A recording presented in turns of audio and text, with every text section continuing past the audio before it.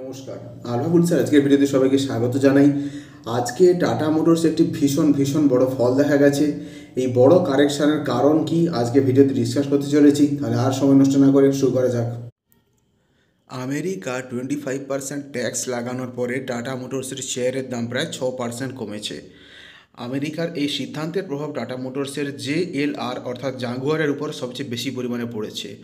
অতীত পুনরুদ্ধার সত্ত্বেও স্টক জুলাই 2024-এ সর্বোচ্চ 40%-এর নিচে রয়ে গেছে।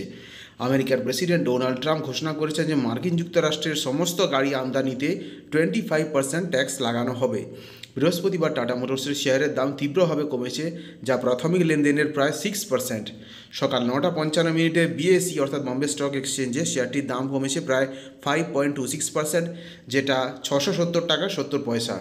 এই পতন ভারতের বৃহত্তম অটোমোবাইল খাতের সঙ্গে সামঞ্জস্যপূর্ণ, বিশেষ করে যে কোম্পানিগুলি মার্কিন যুক্তরাষ্ট্রে রপ্তানি করে। কিন্তু এই খবরে ভয় পাওয়ার মতো বিশেষ কিছু নেই, কেননা একটা খবরের উপর ভিত্তি করে টাটা মোটরসের যে ফলটা দেখা গেছে এটা খুব বেশি দিন স্থায়িত্ব হয় বলে মনে হচ্ছে না। আমার নিজের কাছেও আছে, আমিও টাটা মোটরস হোল্ড করে রেখেছি।